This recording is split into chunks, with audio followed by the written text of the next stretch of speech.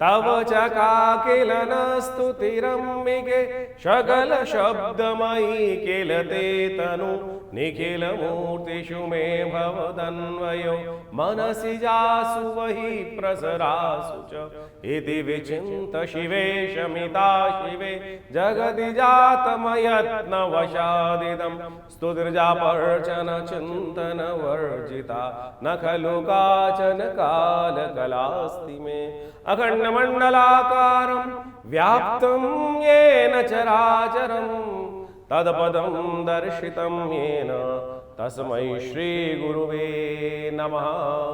नमस्कार, स्वागत है आपका आचार्य वाणी में। मैं आचार्य डॉक्टर विक्रमादित्य आपके साथ और आज का विषय हमारा है मकर राशि वालों के जुलाई के अंतिम भाग में ग्रहों का खेल, जो बदलने वाले हैं। शनि चाल अपनी, बुध होने वाले हैं ताकतवर, क्या कुछ करने वाले हैं। लेकिन कई मामलों में आपकी राशि के दृष्टिकोण से स्थायी परिवर्तन के योग बनते दिखाई दे रहे हैं। सबसे बड़ा परिवर्तन तो शनि महाराज का है और आपकी राशि के दृष्टिकोण से ये परिवर्तन की तरफ जो जा रहे हैं, ये कई रास्ते खोलते दिखाई दे रहे हैं, कई गुना शक्ति संपन्न होते दिखाई दे रहे हैं। धैर्य और अनुशासन से सही वित्तीय निर्णय लेकर आप सफलता के दरवाजे खोल सकते हैं। बस आलस को त्यागना पड़ेगा, जल्दबाजी से बचना पड़ेगा और थोड़ा सा निर्णय, थोड़ा सा अच्छे से उचित व्यक्ति की सलाह लेते हुए कार्य करने का प्रयास करना पड़ेगा। करियर और व्यवसाय के दृष्टिकोण से कार्यक्षेत्र में जो मेहनत और अनुभवी की आपकी जो है वो सराहना होने के योग बनते दिखाई दे रहे हैं। नौकरी में कोई नई जिम्मेदारी प्राप्त करने का योग बनता दिखाई दे रहा है। कोई महत्वपूर्ण परियोजना का नेतृत्व आपको मिलने के योग बन सकते हैं, लेकिन थोड़ा अलर्ट रहना पड़ेगा। शनि जहाँ पर वक्री होने जा रहे हैं वो थोड़ा पराक्रम का भाव है, पराक्रम में भाव में आकर वक्री होकर कई गुना अधिक होते दिखाई दे रहे हैं। इस पर बृहस्पति अस्त होने के कारण से थोड़ा सा कहीं ना कहीं कोई रिस्क अवश्य बन सकता है, कोई धोखा दे सकता है। व्यापारी में व्यापार करते हैं उसमें पुराने ग्राहकों से लाभ प्राप्त करने के योग बन सकते हैं। सहकर्मियों के साथ तालमेल बनाए रखें, इस बात का ध्यान रखें। कोई गलतफहमी ना उत्पन्न होने दें। छोटी मोटी गलतफहमी कई बार बड़े बवाल को उत्पन्न कर देती है। और विशेष तौर पर ध्यान रखें तो करीब 25 जुलाई के बाद कोई महत्वपूर्ण निर्णय लेने सावधानी के साथ लेने आपके लिए लाभदायक सिद्ध हो सकते हैं। धन और आर्थिक स्थिति के संबंध में देखा जाए तो रुका हुआ पैसा प्राप्त होने के संकेत मिल रहे हैं। कहीं ना कहीं आर्थिक स्थिति में सुधार के संकेत मिल रहे हैं। किसी पुराने निवेश से लाभ प्राप्ति के योग भी बनते दिखाई दे रहे हैं। भूमि, वाहन, संपत्ति से जुड़े मामलों में सकारात्मक प्रगति होने के योग बनते दिखाई दे रहे हैं। ध्यान रखना, विलासिता पे कुछ अत्यधिक धन खर्चों के साथ इमोशनल पॉइंट ऑफ व्यू से ग्रह परिवर्तन की तरफ जा रहे हैं और लोग आपको इमोशनल टॉर्चर करने का प्रयास कर सकते हैं और इमोशंस के साथ थोड़ा खेलने का प्रयास कर सकते हैं। तो ऐसे गलत लोगों से बचने का प्रयास करें। परिवार और प्रेम जीवन के संबंध में बात करें तो घर परिवार के साथ समय बिताने के अच्छे योग बनते दिखाई दे रहे हैं। जीवन साथी के साथ संबंधों में मधुरता आने के योग बन सकते हैं।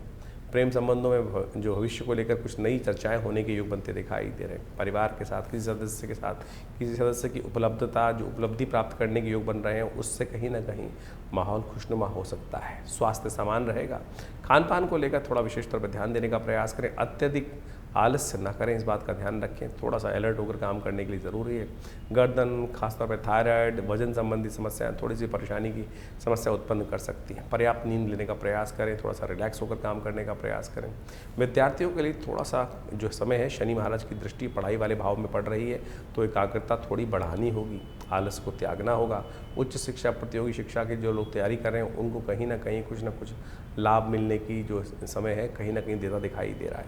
लेकिन बृहस्पति अस्त होने के कारण से सही मार्गदर्शन की आवश्यकता है और कोशिश करें थोड़ा प्रार्थना करने का प्रयास करें, थोड़े बड़े लोगों का आशीर्वाद लेने का प्रयास करें।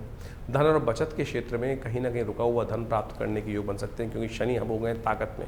वक्री होकर कहीं ना कहीं आप थोड़े प्रयास ज़्यादा करेंगे तो चीज़ें बहुत बढ़िया से सफलता की तरफ जा सकती हैं। बैंकिंग, एफडी, दीर्घकालिक निवेश इत्यादि जो सुरक्षित निवेश का लाभ प्राप्त करने के योग भी सतत बनते दिखाई दे रहे हैं। आर्थिक स्थिति मजबूत होने के योग ग्रह राशि के दृष्टिकोण से कहीं ना कहीं कुछ बनाते दिखाई दे रहे हैं, क्योंकि जुलाई के अंतिम में 2-3 बार कीर्ति योग, गज केसरी योग बनकर तैयार होगा। वो कहीं ना कहीं आपके किस खास तरफ से लाभ प्राप्ति के योग बनेंगे। वो हम बताएंगे आपको कि कौन से क्षेत्र में थोड़ी ज़्यादा मेहनत करने की ज़रूरत है, वहाँ ध्यान रख लीजिएगा, थोड़ा फोकस बढ़ा लीजिएगा और वो क्षेत्र आपके लिए लाभदायक सिद्ध हो सकता है। परिवार के दृष्टिकोण से देखा जाए तो परिवार के सहयोग से कहीं ना कहीं लाभ प्राप्ति के योग बन सकते हैं, लेकिन थोड़ा सा ध्यान रखना, इस वक्त लोग आपको थोड़ा चौकीदारी के काम में ज़्यादा लगा सकते हैं। अपने एंटरटेनमेंट के चक्कर में आप जो थोड़े से परिवार से साइड लाइन की तरफ जाते दिखाई दे रहे हैं। थोड़ा सा फील अपने आप को परिवार के बीच में रखने का प्रयास करें, नहीं तो चौकीदारी वाला काम आपके जिम्मे पड़ सकता है। थोड़ा मधुर बोलने का प्रयास करें, थोड़ा सा लोगों की कमियां ज़्यादा ना दिखाएं, इस बात का ध्यान रखते हुए कार्य करेंगे तो बहुत अच्छा रहेगा। 21 तारीख की ग्रह गणना के संबंध में बात करें तो मंगलवार का अवसर, उस दिन अष्टमी तिथि पंचांग के दृष्टिकोण से, साथ साथ आपकी राशि के दृष्टिकोण से ग्रह योग जो बन रहे हैं वो बहुत सुंदर ग्रहों का योग आता दिखाई दे रहा है, और जो आपके लिए खास तौर पर बड़ा लाभदायक सिद्ध होने के योग बनाता दिखाई दे रहा है। आपकी मेहनत जाया नहीं जाएगी, इस बात का ध्यान रखें। तो आप इसलिए थोड़ा सा दिल लगाकर काम करने का प्रयास करें। बुध उदय हो रहे हैं, और बुध के उदय होने से आपकी राशि के दृष्टिकोण से थोड़ा सा डिप्लोमेसी के साथ कार्य करने की ज़रूरत है। ऐसे नहीं कि बैल की तरह लग गए, थोड़ा सा बुद्धिमानी के साथ कार्य करने की ज़रूरत है। जितना ज़्यादा आप सीधे होकर कार्य करने का प्रयास करोगे, उतना दुनिया आपके मेहनत का नाजायज़ फ़ायदा उठाने का प्रयास कर, रिजल्ट आते दिखाई दे रहे हैं। लेकिन ऐसा ना हो कि हम जो कार्य कर रहे हैं वो कहीं ना कहीं थोड़ा सा लोग हमको इमोशनल पॉइंट ऑफ व्यू से टॉर्चर करने का प्रयास करें और उससे हम बहक जाएं। थोड़ा सा अपने आप को थोड़ा सा बैलेंस रखते हुए कार्य करने की ज़रूरत है। वैसे आपके ग्रह इस वक्त ऐसे हैं, अकेले जंगल में मंगल करने के लिए स्थिति आपकी बनती दिखाई दे रही है, और ये आपके लिए बड़े ग्रह के दृष्टिकोण से अच्छा रहेगा। और ये विशेष तौर पर जो लोग स्वास्थ्य संबंधी समस्याओं में काम कर रहे हैं, जो कहीं मेडिकल लाइन में काम कर रहे हैं, उनके लिए कहीं ना कहीं आगे बढ़ने के योग अच्छे बनते दिखाई दे रहे हैं, और समय जो है वो कहीं ना कहीं शुभ कार्यों में व्यतीत होने के योग बनते दिखाई देंगे। इस समय का आपको लाभ लेने का प्रयास करना चाहिए। नवरात्र चल रहे हैं और ऐसे में अष्टमी है तो भगवती का सुंदर पूजन करने का प्रयास करें। कन्या पूजन बुद्ध के लिए विशेष लाभदायक योग बनता है, और बुद्ध के समय में इस वक्त कन्या पूजन कर कन्याओं को कुछ ना कुछ हरी चीज़ें, चूड़ियाँ इत्यादि देने से कहीं ना कहीं आपके लिए शुभ रास्ता बनने के योग अवश्य बनेंगे। 22 तारीख बुधवार का अवसर, नौमी तिथि विद्यमान है, भड्डली नौमी का योग बन रहा है, गुप्त नवरात्रि का अंतिम दिवस भी बन रहा है, और ऐसे में ग्रह नक्षत्रों के दृष्टिकोण से आपकी राशि में जो बन रहा है वो योग बड़ा कल्याणकारी है। स्थितियाँ अच्छी हैं, आपको अपना प्रभाव डालने का सही समय दिखाई देता है। इस समय ग्रह नक्षत्रों के दृष्टिकोण से आप जहाँ खड़े हो जाएंगे, आपका प्रभाव सामने वाले को प्रभावित करके रहेगा। सामने आपके कर्म भी सामने वाले को प्रभावित करने के लिए बड़े अच्छे दिखाई दे रहे हैं। आपकी शालीनता कहीं ना कहीं चीज़ों को लाभ देती दिखाई दे रही है। इस वक्त थोड़ा भ्रम से हटने का प्रयास करें। इन दिनों आपके मनोमस्तिष्क में कहीं ना कहीं आपके बारे में थोड़ी गलतफहमी समाज में लोगों के मनोमस्तिष्क में उत्पन्न होती दिखाई दे रही है, तो उसके लिए आपको थोड़ा सा कहीं ना कहीं खुलकर बात करने का प्रयास करना चाहिए। बहुत ज़्यादा इंट्रोवर्ट रहकर कार्य करने से कहीं ना कहीं परेशानी होने के योग बन जाते हैं। गुप्त नवरात्रि का अंतिम दिवस है, भगवती की सुंदर आराधना करने का प्रयास करें। भड्डली नौमी अंशुत साया है, किसी भी कार्य को यदि करना हो तो अभी 4 महीने इसका फिर मुहूर्त बंद हो जाएंगे, इस दिन अवश्य कर लीजिए, आरंभ कर लीजिए। शुभारंभ करने का बड़ा सुंदर दिवस है। 22 जुलाई को गुप्त नवरात्रि का अंतिम दिवस है, और गुप्त नवरात्रि का अंतिम दिवस भड्डली नौमी के रूप में विद्यमान होता है। ये भड्डली नौमी समस्त अनिष्टों को दूर करने का योग बनाती है। अनसूज साया आखिरी माना जाता है, और इसके बाद शुभ मुहूर्त समाप्त हो जाते हैं, फिर 4 महीने तक कोई मुहूर्त नहीं रहता है।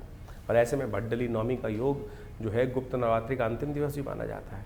इस दिन ऐन्द्रिय व्रत भी कहा जाता है।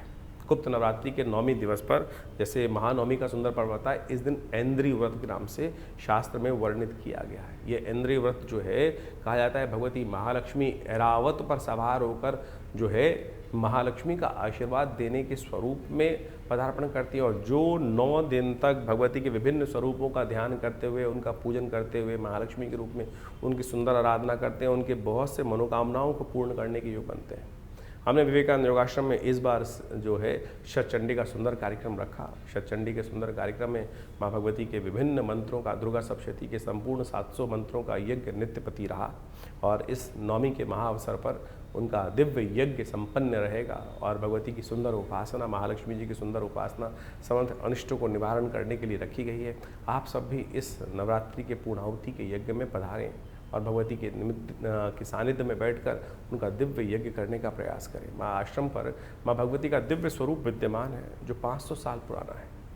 जी हाँ, 500 साल प्राचीन शिव विग्रह जो है, जो 1947 में पाकिस्तान के क्षेत्र मुल्तान से हमारे आश्रम पर पधारा, और वहाँ उनको आज उनकी सुंदर प्रतिष्ठा, सुंदर उनकी ही सानिध्य में नित्य प्रति 8 घंटे यज्ञ चलता है, और पूरे जो नवरात्र में सुंदर रूप से यज्ञ उनके सानिध्य में रखा गया है।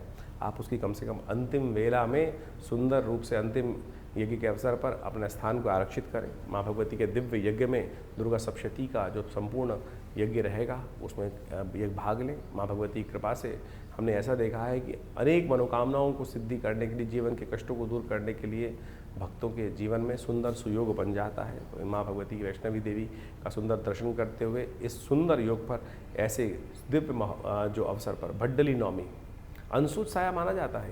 जो भी भगवती के समक्ष इस दिन सुंदर आराधना के रूप में करके यज्ञ इत्यादि के द्वारा अपनी आहुति समर्पण करते हैं, मनोकामना सिद्धि के योग बन जाते हैं। तो आप भी आइए, सादर आमंत्रित हैं इस यज्ञ में।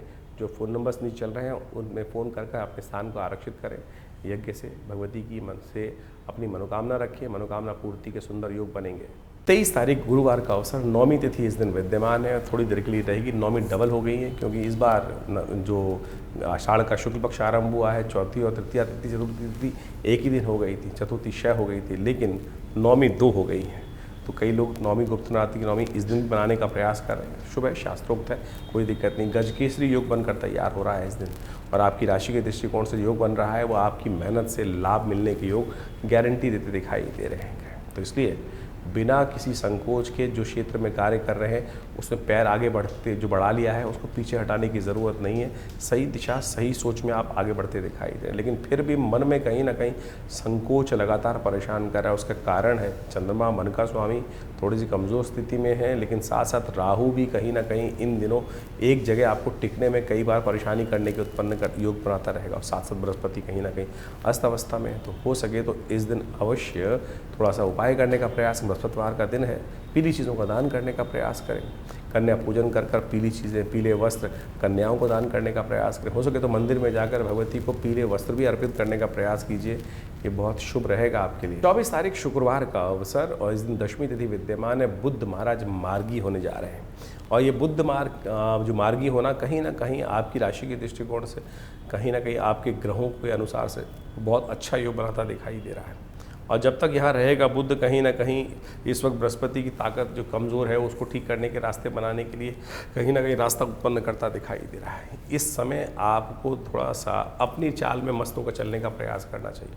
बहुत सारे लोग आपकी चाल को बदलने का प्रयास कर सकते हैं, कहीं ना कहीं बहुत सारी बातें आपके दिमाग में डालने का प्रयास कर सकते हैं, लेकिन इस वक्त जो आपकी सोच है सही सोच है, इसको चिंता ज़्यादा ना करने का प्रयास करें। जो आप फोकस कर रहे हैं उस पर आगे बढ़ने का प्रयास कीजिए। इस वक्त आगे बढ़ना, आगे चलना ही आपकी राशि के दृष्टिकोण से बड़ा शुभ मार्ग दिखाई दे रहा है। बृहस्पति के अस्त होने के कारण से क्या होता है, कई बार संकोच मन में उत्पन्न हो जाते हैं। उन संकोचों को जितनी जल्दी त्याग दें वो अच्छा दिखाई देता है। ज़्यादा संकोच में रहकर कहीं ना कहीं न माया मिली न इस बात का ध्यान में जाते हैं।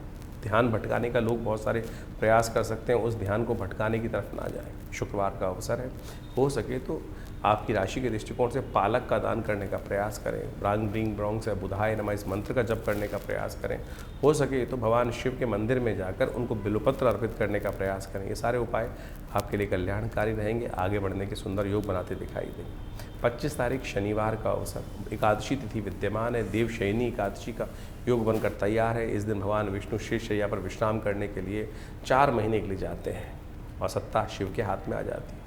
आपके ग्रह नक्षत्रों के दृष्टिकोण से चंद्रमा थोड़ा सा मन की स्थिति को हल्का करता दिखाई दे रहा है, लेकिन कीर्ति योग बनाकर अवश्य त्याग करता दिखाई दे रहा है।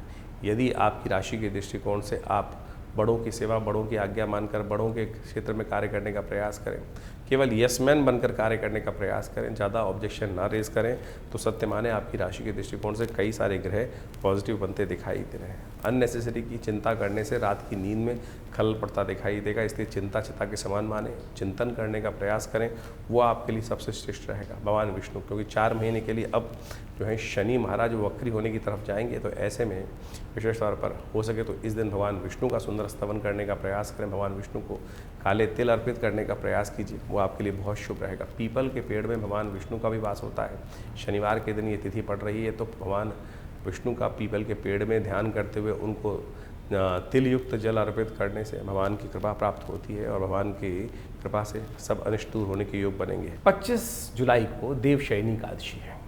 ये देवशयनी एकादशी भारतीय संस्कृति के अनुसार से देखा जाए तो अद्भुत पर्व है। देव भी शयन के लिए जाते हैं। सोचें कि देव शयन जो हो रहा है वो क्या कर रहा है। कहा जाता है शास्त्रीय दृष्टिकोण से, जो हमारे यहाँ चतुर्मास आता है, कि उस समय में कोई भी शुभ कार्य निषेध मत दिए जाते हैं। संत महात्मा इत्यादि अपना भ्रमण बंद कर देते हैं। वर्षा ऋतु आ जाती है, वर्षा ऋतु में कहा जाता है कि एक जगह स्थान पर अपना ज्ञान अर्जन करने का प्रयास करना चाहिए, भगवान की स्तुति करनी चाहिए। सत्ता जो है वो भगवान विष्णु के हाथ से निकलकर शिव के हाथ में आ जाती है, और उसके बाद सावन का सुंदर पदार्पण होता है। ये आध्यात्मिक दृष्टिकोण से बहुत महत्वपूर्ण योग है। कहा जाता है कि इस दिन भगवान विष्णु जो हैं वो शेष नाग पर कहीं ना कहीं 4 महीने के लिए विश्राम के लिए चले जाते हैं। देव शयन हो जाता है। समस्त शुभ कार्य शास्त्र में निषेध कर दिए जाते हैं, विवाह इत्यादि, मुहूर्त इत्यादि, दुकानों के मुहूर्त, घर के मुहूर्त, मूर्ति प्रतिष्ठा, जो भी कहीं ना कहीं नए नए कार्य आरंभ करने हैं, वो सब कहीं ना कहीं गृह आरंभ तक रुक दिए जाते हैं, नींव का पूजन तक रुक दिया जाता है, गृह प्रवेश तक कहीं ना कहीं शास्त्र में निषेध कर दिया जाता है। फिर दिवाली के 11 दिन बाद जब देव ओटनी एकादशी आती है, उसके बाद से समस्त शुभ कार्य आरंभ करने के योग बनते हैं। लेकिन कहा जाता है कि ये समय बड़ा एक बार आध्यात्मिक दृष्टिकोण से बड़ा शुभ होता है। भगवान विष्णु तो बड़ी तपस्या से प्रसन्न होते हैं, लेकिन भगवान शिव जो हैं, जिनके हाथ में सत्ता आ जाती है, सावन का महीना शुरू होने वाला होता है, केवल एक लोटे जलमात्र से लोगों की मनोकामना सिद्धि करने के योग बना देते हैं। तो ऐसे में बड़ी श्रद्धा के साथ, बड़ी सरलता से लोग कावड़ लेके चलते हैं, भगवान का सुंदर स्तुति करने की तरफ आगे भागते चलते हैं। जगह जगह से लोग गंगा जी से, जमुना जी से, कहीं ना कहीं विभिन्न तीर्थों से जल ला लाकर अपने क्षेत्र में जो भगवान इष्ट हैं उनको जल अर्पित करने का प्रयास करते हैं, समस्त भोले भंडारी को प्रसन्न करने का प्रयास करते हैं। तो आप इस दिन विशेष तौर पर भगवान विष्णु की सुंदर आराधना करें। शालिग्राम शिला में विशेष तौर पर उनका षोडशोपचार पूजन, गंगा जल से, कपूर से, कचरी से, चंदन से, इनसे पंचामृत बनाकर भगवान का सुंदर अभिषेक करें भगवान शालिग्राम जी का, और उसके बाद उनका विशेष स्तर पर वस्त्र इत्यादि अर्पित करें। उनको शयन के लिए समस्त वस्त्र इत्यादि अर्पित कर कर सुंदर रूप से तुलसी दल से उनका पूजन कर कर ओम नमो भगवते वासुदेवाय, ओम नमो नारायणाय, इस प्रकार से इन विभिन्न मंत्रों से उनको समस्त सामग्री 16 जो चीज़ें हैं उनको धीरे धीरे अर्पित करने का प्रयास करना चाहिए। यदि पुरुष सूक्त याद हो, ओम सहस्रसी रेखा पुरुखा सहस्राक्ष सहस्रपाद सभूमिगुं सर्वतस्पित्वात्र तिष्ठत् दशांगुलम पुरुकाय वेदगुं सर्वं यद्भूतं व्यच भाव्यम माउताम। इस प्रकार से यदि वेद मंत्र याद हो तो आपकी तारीख में तो आपको विभिन्न यूट्यूब चैनल्स पे इन सब के षोडशो मंत्र मिल जाते हैं पुरुष सूक्त के, जो भगवान को अति प्रिय स्तोत्र माना जाता है। उनके द्वारा भगवान का सुंदर स्तवन कर कर आप अपनी मनोकामनाओं की सिद्धि का योग बहुत सुंदर रूप से बना जाते हैं। कहा जाता है कि जो जीवन में किसके कष्ट चल रहे हों, मनोकामना पूर्ण नहीं हो रही हो, बार बार कहीं ना कहीं विघ्न आ रहे हों, ऐसे में भगवान विष्णु को शैया प्रदान जो करते हैं, कमल के पुष्पों की शैया, पीले वस्त्रों की शैया, और तो और शास्त्र में तो बहुत कुछ वर्णित है। अपनी श्रद्धा के अनुसार से भगवान विष्णु को इस दिन शैया प्रदान करने से जीवन के बहुत से कष्ट जो कांटों वाली सेज पर जो हम लोग को चलते हुए दिखाई देते हैं, कहीं ना कहीं हर भी जहाँ कदम बढ़ाएं कहीं ना कहीं विघ्न, कहीं ना कहीं रुकावट, कहीं ना कहीं कांटे कांटे रुकावटें जीवन में आती हैं। तो ऐसे में इस दिन जो देवशयनी एकादशी के दिन भगवान को शैया अर्पित करने का जो कार्य करते हैं, उनके बहुत से जीवन के कष्ट दूर होने के योग बन जाते हैं। इस दिन भगवान विष्णु को विशेष तौर पर कमल के पुष्पों से बनी हुई शैया प्रदान की जानी चाहिए। उनको पीले वस्त्र अर्पित करने का प्रयास किया जाना चाहिए। कमल के पुष्पों का बना हुआ तकिया भगवान को अर्पित करने का प्रयास किया जाना चाहिए। तो इस प्रकार से भगवान का सुंदर पूजन कर कर मनोकामना सिद्धि के सुंदर सुयोग बनने चाहिए। राशि वालों के लिए ग्रह नक्षत्रों के दृष्टिकोण से 26 तारीख का दिन बहुत विशेष महत्व लेकर आता दिखाई दे रहा है, क्योंकि इस दिन शनि महाराज वक्री होने जा रहे हैं 4.5 महीने के लिए वक्री। और ये 4.5 महीने के लिए वक्री होने जाने का ग्रहों का योगा योग जो बन रहा है, थोड़ा सावधानी भरा रहेगा। शनि अत्यधिक ताकत हो जाएगी और ऐसे में स्थितियों में क्या फ्रस्ट्रेशन उत्पन्न करते दिखाई देंगे शनि महाराज। और ये कहीं ना कहीं डिफरेंस ऑफ ओपिनियन, आपके अपने ओपिनियन है, घर वालों के अपने ओपिनियन है, कहीं ना कहीं बड़ों से कहीं ना कहीं मतभेद उत्पन्न करते दिखाई देंगे। और ये मतभेद जो हैं वो कई बार परेशान करने के योग बना सकते हैं। ऐसे में ध्यान रखने की ज़रूरत है कि विशेष तौर पर आपकी कहीं ना कहीं जो है पूरे कार्य को ना कर पाने के कारण से कई बार थोड़ा सा कहीं ना कहीं चरित्र पर बात, या कहीं ना कहीं आपकी जो पावर है, आपकी जो शक्ति है, उस पर कोई ना कोई लांछन लगाने का प्रयास कर सकता है। लोग के संबंध में कहीं ना कहीं अपमानित होने के योग ग्रह के दृष्टिकोण से बनता दिखाई दे रहा है। इसलिए बहुत सावधानी के साथ कार्य करने का प्रयास करें। इस वक्त शनि का हाल थोड़ा अच्छा नहीं दिखाई दे रहा है आपकी राशि के दृष्टिकोण से। वक्री शनि कहीं ना कहीं आपके ऊपर झूठे आरोप, दूसरों के ऊपर कहीं ना कहीं अंडर प्रेशर कार्य करने की स्थिति उत्पन्न करने के योग बना सकते हैं। इसलिए विशेष तौर पर इस समय गलत रास्ते पर जाने का बिल्कुल प्रयास ना करें। चीज़ों को थोड़ा अलर्ट होकर करने का प्रयास करें तो बहुत अच्छा रहेगा। शनि का वक्री होना आपकी राशि के दृष्टिकोण से यदि देखा जाए तो बुद्धि पर ध्यान डालना, भाग्य पर कहीं ना कहीं भाव उत्पन्न करने के योग बनाएगा। और कहीं ना कहीं जो है इन दोनों के कारण से बहुत सारी चीज़ों पे कहीं ना कहीं परेशानी उत्पन्न करने की योग बनाने की स्थिति बनाता दिखाई दे रहा है। ऐसे में आपकी राशि के दृष्टिकोण से एक छोटा सा उपाय करने का प्रयास करें। जो भी आप भोजन करें उसका पहला ग्रास कुत्ते को डालने या कौवे को डालने का प्रयास कीजिए। शनि के मंत्र का नित्यपति जप करने का प्रयास करें, यह आपके लिए बहुत अच्छा रहेगा। और हो सके तो किसी गरीब व्यक्ति कोई हो, दवाइयाँ नहीं मिल पा रही हों, तो ऐसे में औषधि का दान करना आपकी राशि के दृष्टिकोण से बहुत श्रेष्ठ रहेगा। तो ऐसे में किसी ना किसी दिव्यांग व्यक्ति के लिए कोई औषधि की व्यवस्था कर दें। इस 4.5 महीने के लिए योग है आपकी राशि के शनि महाराज को मान के चलना, और शनि को मनाओ, सदा सुख पाओ, इस बात का ध्यान रखते हुए कार्य करोगे तो बहुत कहीं ना कहीं आपके लिए अच्छा योग बनते दिखाई देंगे। और इस समय बेकार के चक्करों में नहीं फंसना चाहिए, और वो आपके लिए अच्छा रहेगा। स्थिति को संभलते हुए कार्य करने का प्रयास कीजिए। शनि को ज़रूर मनाइए। 26 जुलाई को शनि महाराज वक्र अवस्था में जाने वाले हैं, और ये करीब करीब 10 दिसंबर तक वक्री अवस्था में ही चलेंगे। ऐसे में ये 4.5 महीने का जो समय है विशेष तौर पर बहुत महत्व रखता है। हर राशि के दृष्टिकोण से आपको समझ लेना चाहिए कि विशेष तौर पर आपकी राशि के दृष्टिकोण से क्या प्रभाव उत्पन्न कर रहा है। अभी आपने समझा आपकी राशि के दृष्टिकोण से उसका क्या प्रभाव है। जब शनि वक्री हो जाते हैं तो कहा जाता है कई गुना अधिक शक्तिशाली हो जाते हैं। ऐसे में इनके प्रभाव में कई गुना अधिक हो जाता है प्रभाव। और शनि तो महाराज जो हैं वो वैसे ही क्रूर ग्रह माने जाते हैं, पाप ग्रह माने जाते हैं, और जब वो कहीं ना कहीं व्यक्ति दुष्कर्म करता है, गलत कर्म व्यक्ति के द्वारा हो जाता है, तो दंडाधिकारी के रूप में वो बड़े निष्पक्ष होकर अपने प्रभाव को उत्पन्न करने का प्रयास करते हैं। ऐसे में शनि को मनाओ, सदा सुख पाओ, इस बात को अवश्य ध्यान रखने का प्रयास करना चाहिए। इस वक्त बृहस्पति महाराज अस्त अवस्था में चल रहे हैं, शनि वक्री हो गए हैं, और ऐसे में ग्रहों की जो कुचाल चल रही है उससे आपको समझने का रास्ता, बचने का प्रयास करना चाहिए। विश्व में पुनः एक बार भयावह स्थिति अपनी निर्माण होती दिखाई देगी। युद्ध का वातावरण जो पूरे विश्व में कहीं ना कहीं बना हुआ है, उठापटक का दौर कहीं ना कहीं चलता दिखाई देगा पुनः एक बार।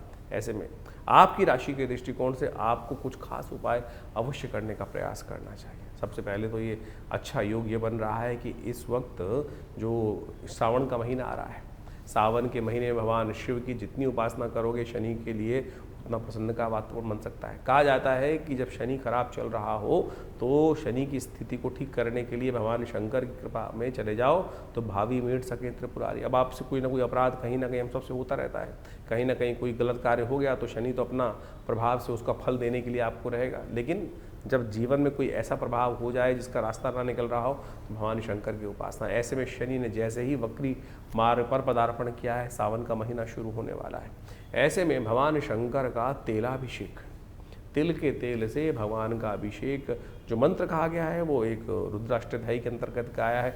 शन्नो देवी रविष्ट्रयापो भवन्तु पीतये शन्नो रविष्ट्रवन्तु नः। इस मंत्र का जप करते हुए भगवान शंकर का तेलाभिषेक यदि शनिवार के शनिवार भी आप करते चले जाओ, सत्य मानना कि शनि का कैसे ही नेगेटिव प्रभाव हो, अशुभ प्रभाव हो, वो अपना प्रभाव निष्क्रिय कर देते हैं। तो इसलिए अपने उस क्रूर प्रभाव से, कहीं ना कहीं पाप प्रभाव से आप बच सकते हैं। तो ऐसे में सबसे पहले तो सद्गुण को पालन करने का प्रयास करें, गलत काम ना करने का प्रयास करें, झूठ ना बोलने का प्रयास करें, किसी भी रूप से जो भी है उठापटक नहीं तो जीवन में कहीं ना कहीं योग बनता चला जाएगा। ऐसे में शास्त्र के दृष्टिकोण से अनेक उपाय शास्त्र में वर्णित किए गए।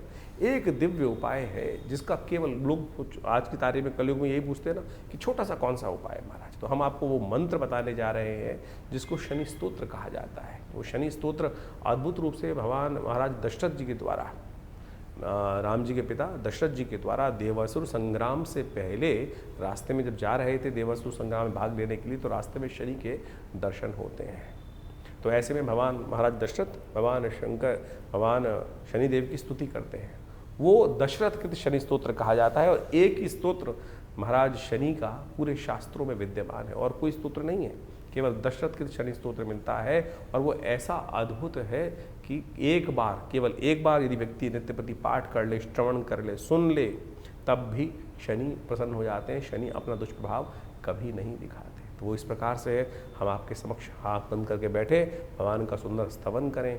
ओम नमः कृष्णाय नीलाय शितिकंठ निभाय च, नमः कालाग्निरूपाय कृतांताय च वै नमः, नमो निर्मांस देहाय दीर्घमश्रुजटाय च, नमो विशाल नेत्राय शुष्कोधर भयाकृते, नमः पुष्कल गात्राय स्थूल रोमणे यत वै नमः, नमो दीर्घाय शुष्काय कालं दृष्ट नमोस्तुते, नमस्ते कोडराक्षाय दुर्निरीक्षाय वै नमः, नमः घोराय वीरभद्राय भीषणाय कपालिने नमस्ते सर्वभक्षाय बलिमुख नमोस्तुते सूर्यपुत्र नमस्तेस्तु भास्करे भयदाय च अधो दृष्टे नमस्तेस्तु संवर्धक नमोस्तुते नमो मंदगते तुभ्यं हृस्तंशाय नमोस्तुते तपसा दग्धदेहाय नित्यं योगरताय च नमो नित्यं क्षुधार्ताय अतृप्ताय च वै नमः ज्ञानचक्षु नमस्तेस्तु कश्यपात्मज सूनवे तुष्टो ददासि वैराज्यं रुष्टो हरसि तत्क्षणात् देवासुरमनुष्याश्च सिद्धिविद्याधरोरगा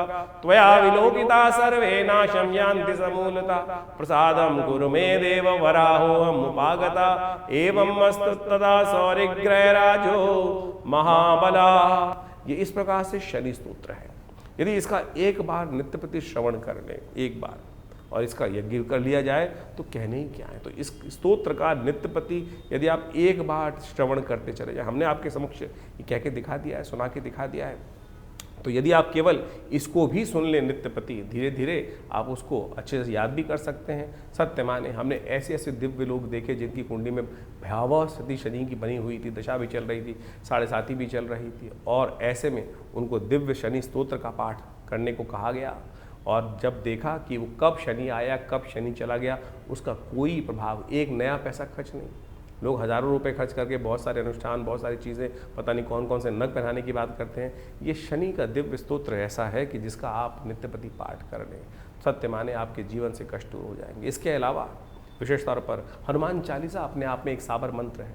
हनुमान जी को तो विशेष तौर पर शनि का जी के द्वारा दिया गया आशीर्वाद है। जब रावण के दासत्व से शनि को भगवान हनुमान जी ने मुक्त कराया, तब आशीर्वाद दिया शनि ने, कहा कि जो आपके भक्त होंगे महाराज उनको कभी मैं कष्ट नहीं दूंगा। तो यदि आप हर शनिवार को इन 4.5 महीनों में हनुमान जी को चूल्हा चढ़ा दें, हनुमान जी को देसी घी का सिंदूर मिलाकर चूल्हा चढ़ा दें और साथ में हनुमान चालीसा का एक पाठ कर दें, तब भी आपके जीवन में शनि महाराज का नेगेटिव प्रभाव नहीं होगा। बहुत सीधे साधे उपाय हैं। हींग लगे ना फिटकरी, रंग चोखा हो, और आप पता नहीं कहाँ कहाँ भ्रमित होकर लाइनों में लगकर पता नहीं क्या क्या स्थिति में करते चले जाते हैं। तो आप इसको अपनाने का प्रयास करें। और यदि स्वास्थ्य खराब चल रहा हो, क्योंकि शनि जब वक्री होते हैं तो कहीं ना कहीं एक्सीडेंट का योग भी बना देते हैं, और ऐसे में कहीं ना कहीं शरीर में आदि व्याधि, कहीं ना कहीं कुछ समस्याएं उत्पन्न करने के योग बनाते हैं। तो ऐसे में आपको जब शनि वक्री चल रहे हों तो हर करीब महीने में एक बार अपने वजन के बराबर सतनाजे का दान, 7 अन्न का दान अवश्य करने का प्रयास करना चाहिए। उसमें काली उड़द जरूर होना चाहिए। कोशिश ये करें 7 अन्न ले ले, चावल, गेहूँ, कहीं ना कहीं इन सब में काला उड़द, 7 अन्न मिलाकर एक साबुत काला उड़द जरूर डालने का प्रयास करें। और फिर किन्हीं गरीब आदमियों को अवश्य, जो जरूरतमंद व्यक्ति हों उनको अवश्य दान करने का प्रयास करें। ये आपके लिए अद्भुत रूप से कार्य करेगा, समस्त करिष्टों को दूर करने का योग बनाएगा। तो आप इन उपायों को कर इन 4.5 महीनों में आप तमाम शनि के दुष्प्रभावों से बच सकते हैं। इसके साथ साथ एक दिव्य प्रयोग और भी है, इस शनि के मंत्र से सिद्ध किया हुआ ये काला धागा। ये काला धागा आप अपने उल्टे पैर में धारण कर लीजिए। ये शनि का दिव्य उपाय है। भारतीय संस्कृति के अनुसार से जो जिसको कहा जाता है कि शनि के मंत्र से सिद्ध करा हुआ ये धागा आपकी समस्त प्रकार से रक्षा करने का दिव्य उपाय। शास्त्र में अनादिकाल से लोग कहीं ना कहीं धागे बांधते आए हैं, लेकिन शनि का धागा पैर में बांधने का प्रयास किया जाना चाहिए, क्योंकि शनि सबसे पहले चाल बिगाड़ते हैं। सबसे पहले चाल बिगाड़ते हैं। जब चाल बिगड़ती है तो चरित्र अपने आप कहीं ना कहीं बेढंगा होता चला जाता है। तो ये दिव्य धागा शनि का जो है, शनि के मंत्र से सिद्ध करा हुआ है। यदि आप अपने उल्टे पैर में बांध दें, जिस घर में कोई बच्चा है, अब दिन भर बच्चा कहीं ना कहीं घूमता रहता है, कभी गाड़ी, कभी घोड़ा, कभी मोटरसाइकिल, कभी स्कूटर, और हर रोज आपकी अगर राशि में शनि का बुरा प्रभाव चल रहा है, तो कैसे उसकी रक्षा कर सकते हैं। दिव्य ये शनि का एक रक्षा कवच के तौर पर ये कार्य करेगा। तो आप कोशिश ये करें, इसको किसी जातक के उल्टे पैर में, स्त्री चाहे पुरुष, बांध लें तो शनि से बहुत सारी चीज़ों से रक्षा करने के दिव्य रास्ते अपने आप प्राप्त हो सकते हैं। तो ऐसे छोटे छोटे उपाय आप जो को वर्णित किए हैं, तो आप 4.5 महीने में इस शनि के नेगेटिव प्रभाव से अवश्य बचने का प्रयास करेंगे। तो शनि की कृपा से बहुत सारी रक्षा के रास्ते आपको अवश्य प्राप्त हो जाएंगे। सोमवार का अवसर, त्रयोदशी तिथि विद्यमान है, रवि योग लेकर ये त्रयोदशी आती दिखाई दे रही है। ग्रह नक्षत्रों के दृष्टिकोण से अननेसेसरी खर्चे थोड़े बढ़ते दिखाई देंगे। मन में थोड़ा सा कहीं ना कहीं जो भाव है, थोड़ा सा परेशानी का उत्पन्न होता दिखाई दे रहा है। अननेसेसरी की चिंताएं थोड़ी सी कहीं ना कहीं परेशान करती है। ओवर थिंकिंग कहीं ना कहीं नेगेटिव होती दिखाई दे रही है। बहुत ज़्यादा सोचना नहीं, इस बात का ध्यान रखते हुए कार्य करें। जितना चीज़ें हैं आज उतना करने का प्रयास करें। इस वक्त यदि मंगल की स्थिति देखें, शनि की स्थिति देखें, चंद्रमा की स्थिति देखें, तो ये कहीं ना कहीं थोड़ी सी अननेसेसरी की चिंताएं मन में उत्पन्न करती दिखाई दे रही। ग्रह बदलने वाले हैं, बहुत जल्दी बदलेंगे। अभी कुछ ही दिन में बृहस्पति उदय हो जाएंगे और वो कहीं ना कहीं बहुत सुंदर योग बनाएंगे। तो तब तक थोड़ा सा शांति के साथ काम करने का प्रयास करें। शिव के महामृत्युंजय मंत्र का जप, चावल का दान करना आपके लिए बड़ा श्रेष्ठ रहेगा। 28 तारीख मंगलवार का अवसर, चतुर्दशी के साथ साथ पूर्णिमा रात में आती दिखाई दे रही है और ग्रह नक्षत्रों के दृष्टिकोण से यह आपकी राशि के दृष्टिकोण से बड़ा महत्वपूर्ण दिन दिखाई देता है। ग्रह नक्षत्रों के दृष्टिकोण से इस वक्त ग्रह परिवर्तन की तरफ अवश्य जाते दिखाई दे रहे हैं। दिन थोड़ा हल्का दिखाई देता है, लेकिन शाम आते आते कहीं ना कहीं ग्रहों का परिवर्तन का योग, चंद्रमा जो परिवर्तन होंगे ना, वो कहीं ना कहीं आपकी आधी समस्याओं को ठीक करने का योग बनाते दिखाई देंगे। इसलिए बहुत ज़्यादा अपने एग्जर्शन करने की ज़रूरत नहीं है, ज़्यादा एफर्ट्स करने की ज़रूरत नहीं। कई बार बैकफुट पर रहते हुए कार्य करना बहुत ज़रूरी होता है। ऐसा ही दिन दिखाई दे रहा है, बैकफुट पर रहते हुए कार्य करने का प्रयास करें और जैसे ही दिन आधा बीतेगा, एकदम ग्रहों का परिवर्तन कहीं ना कहीं आपके लिए नया मोटिवेशन, नई शक्ति का संचार करने के योग अवश्य बनाता दिखाई देगा। शनि बदल चुके हैं, इसलिए ज़बरदस्ती भिड़ने का प्रयास ना करें, जिद पर ना अड़ें। इस बात का ध्यान रखें, हनुमान चालीसा का पाठ करें, सुंदरकांड का पाठ करें, ये आपके लिए बहुत कल्याणकारी रहेगा। 28 तारीख को मंगलवार का सुंदर सुयोग बन रहा है और इस दिन चतुर्दशी और पूर्णिमा का योग बन रहा है। सत्यव्रत भी इसी दिन किया जाने का सुंदर रास्ता बनता दिखाई दे रहा है। देखिए, आपकी राशि के दृष्टिकोण से हमने आपको बहुत सारी चीज़ें बताने का प्रयास किया। ऐसे में कई बार जो ग्रहों का खराब योग चल रहा होता है, उसको ठीक करने का रास्ता है। देखिए, इस संसार में भगवान की कृपा से, गुरु की कृपा से समस्त अनिष्ट दूर हो जाते हैं। और कैसे उनको, शनि महाराज वक्री चल रहे हैं इस समय में और बृहस्पति महाराज भी कहीं ना कहीं अस्त चल रहे हैं, तो गुरु का सानिध्य चाहिए। और आषाढ़ की पूर्णिमा गुरु पूर्णिमा के रूप में जानी जाती है। और इस दिन जो है, यदि मंगलवार के दिन सुंदर योग जो बन रहा है, सुबह पुण्य तिथि जो बन रही है, वो बन रही है विशेष तौर पर चतुर्दशी तिथि। और शाम को जो है सूर्यास्त के बाद में ग्रहों का परिवर्तन होने का योग बनेगा।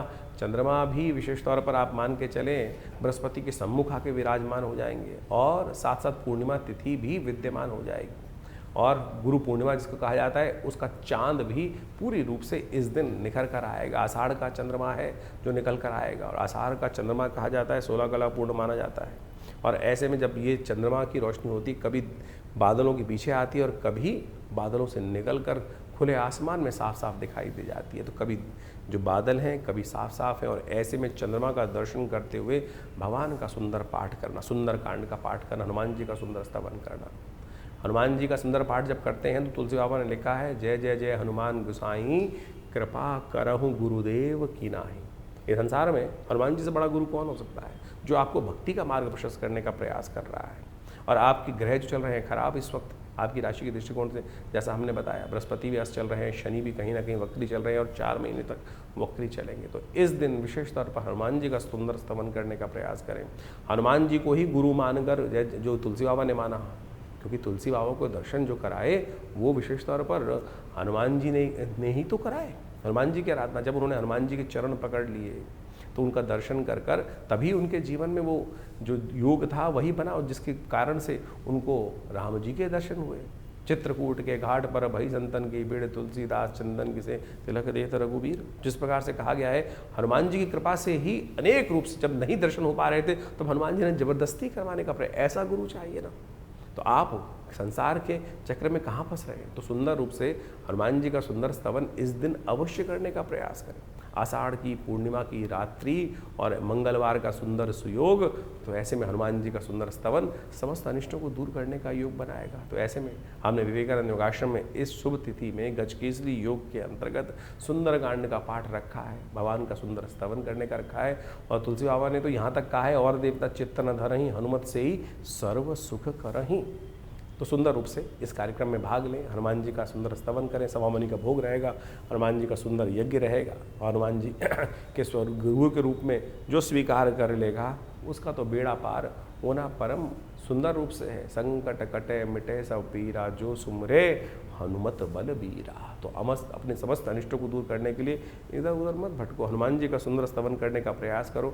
आप भी अपने नाम से इस सुंदर कार्यक्रम में भाग ले सकते हैं। व्यवस्थाएं आपके सामने दी गई हैं, फ़ोन नंबर्स दिए गए हैं। आप आइए, सुंदर रूप से हनुमान जी का स्तवन करने के लिए इस दिन अवश्य पधारें। हनुमान जी की सिद्ध मूर्ति विवेकानंद आश्रम में सदगुरु आचार्य श्री केशव देव जी के द्वारा प्रतिष्ठित की गई है। उनका दर्शन कर लेने से, उनको सुंदर सिंदूर चढ़ा लेने से कई सारी भ्रांतियाँ लोगों के मनो मस्तिष्क में हैं। स्त्रियों को हाथ नहीं लगाना चाहिए, और कुछ ये बहुत सारे लोग, देखिए वैसे तो मूर्ति को किसी को हाथ नहीं लगाना चाहिए ये, लेकिन यदि पुजारी के रूप में आप उपस्थित हैं तो शुद्ध पवित्र होकर मानस पूजा सुंदर रूप से कर हनुमान जी का सुंदर स्तवन करने का प्रयास यदि करेंगे तो बहुत ही कल्याणकारी रहेगा। भक्त के लिए कोई जाति नहीं है, कोई वर्ण नहीं है, कोई भक्त समस्त वर्णों के हैं। समस्त प्रकार से सरलता से जो हो वही भक्त बन जाता है, वही सदा कल्याण का योग बनाता है। तो इस गजकेसरी योग में हनुमान जी का सुंदर स्तवन आपके समस्त अनिष्टों को दूर करने का योग बनाएगा। 29 तारीख बुधवार का अवसर, पूर्णिमा तिथि विद्यमान है। गुरु पूर्णिमा का सुंदर योग लेकर आइए और ग्रह बदलकर आपकी राशि में ही चंद्रमा प्रवेश करते दिखाई दे रहे हैं। बृहस्पति के बिल्कुल सम्मुख आके बैठ गए हैं और ये कहीं ना कहीं आपकी अपनी शक्ति से लाभ देने की स्थिति में आते दिखाई दे रहे हैं। बृहस्पति अस्त जरूर चल रहे हैं, लेकिन चंद्रमा इस वक्त पूर्ण कलाओं के साथ विद्यमान है। इस वक्त कृपा चाहिए, आशीर्वाद चाहिए। कई बार क्या होता है, बृहस्पति जब अस्त चल रहे हो तो समझ लेना चाहिए कि हमारा बल कहीं ना कहीं बुझा हुआ है, तो हमें कहीं ना कहीं किसी श्रेष्ठ व्यक्ति की सलाह पर आगे बढ़ने का प्रयास करना चाहिए। लोग अपने साथ एक से एक रत्न रखते हैं, क्यों रखते हैं? बादशाह अकबर जैसे लोग भी, बड़े बड़े राजा लोग भी, कहीं ना कहीं बड़े बड़े लोग अपने साथ बड़े बुद्धिमान लोगों की सेना तैयार कर रखते हैं।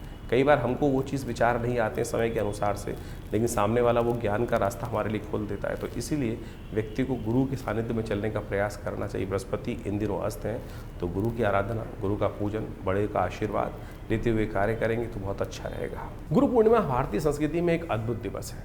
आषाढ़ मास की पूर्णिमा के दिन गुरु पूर्णिमा का योग बनता है और भारतीय अध्यात्म संस्कृति में कहा जाता है कि जिस व्यक्ति ने अपने जीवन में गुरु नहीं बनाया तो उस जीवन में उस व्यक्ति के द्वारा कोई भी शुभ कार्य करने का अधिकार उसको मिलता नहीं है।